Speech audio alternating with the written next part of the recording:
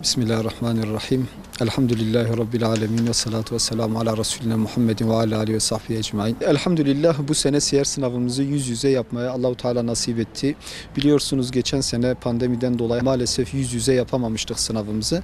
Ama elhamdülillah bu sene güzel bir şekilde sınavımız başladı. Çok şükür yine güzel bir katılım var, yoğun bir katılım var. Tabii bu katılımı biz yine her zamanki gibi diyoruz ki bu Allah Resulü'nün ona olan sevgidendir. Allah Resulüne olan bağlılıktandır. Allah hamdolsun halkımız Resulullah Aleyhisselatü Vesselam'a aşık. Resulullah Aleyhisselatü Vesselam'ın halkımızın 7'den 70'e herkesin gönlünde yer etmiş. Bize düşen de onu örnek almak, onu örnek almak için çalışmalar yapmak. Peygamber sevdalıları olarak da biz de bu çalışmalara ön ayak olmak istiyoruz. Allah-u Teala Kur'an-ı Kerim'de bizim için en güzel örnek diye tarif ediyor onu. Onun tanınması, onun bilinmesi, onun öğrenilmesi gerçekten de insana, insanlığa büyük katkılar sunuyor.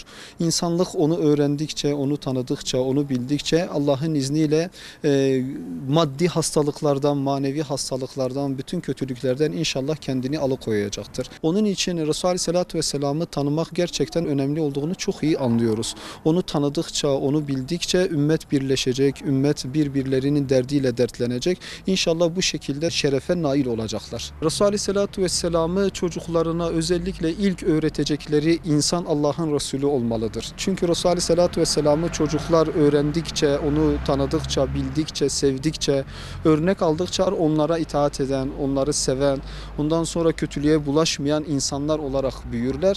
Çocuğu getirdim evet siyer sınavı için. İnşallah başarılı olur. Çalıştı, üstünde durduk. İnşallah başarılı olur. %99 Müslüman olan bir ülkede dinimizin ön planda olması çok güzel. Çok sevindirici bir şey. Umarım böyle devam eder. Özellikle bu çağda çocukların peygamberi tanıması, o şekilde büyümesi, yetişmesi çok önemli değil mi? Çok önemli. Tabii ki çok önemli. Yani biz okula gönderdiğimizde genelde öğretmenlerimize bırakıyoruz her şeyi ama burada anne babaya da çok şey düşüyor. Dinimizi, Allah'ımızı, Peygamberimizi Aleyhisselatü Vesselam bunları çocukluktan yetiştirme, çocuklarımıza öğretmemiz çok güzel oluyor. Yapmamız lazım. Çok daha üstünde durmamız lazım bu konuda. Elimizden geleni yapıyoruz. Bütün anne babalardan da aynı hassasiyeti göstermelerini bekliyoruz.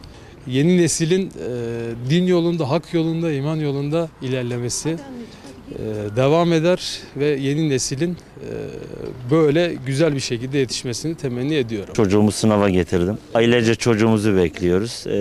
Şu anda sınavdadır. Burada çocukluktan daha genç yaşta peygamberimizi öğrenmeleri temiz ahlakla büyümelerine sebep olur. İnşallah yani sadece sınavla tek kalmayacaktır. Evde de vereceğimiz güzel bilgilerle teknoloji ciddi derecede çocukları olumsuz yönde etkiliyor. İslam'ı öğretmemiz daha iyi bir nesil olmalarını sağlayacaktır. Peygamberi bilen ahireti de bilir. Şimdi ahiretini bilen de gerçekten bu dünyanın da geçici olduğunu bilir. Ona göre sadece dünyanın geçici heveslerine değil de her ikisinin de bir arada götürmesi gerektiğini bilecektir.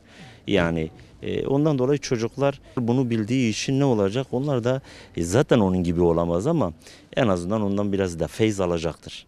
Pervariyeliyim. Peygamber Aleyhisselatü Vesselam bizim geleceğimizdir, bizim sonumuz. Ona muhtacız, ona mecburuz. Neslimiz temiz olması için onun ahlakını öğretiyoruz, onun yolunu öğretiyoruz. Çocuklarımızı da yönlendirmemiz gerekiyor. Onun için böyle sınavlara geliyoruz.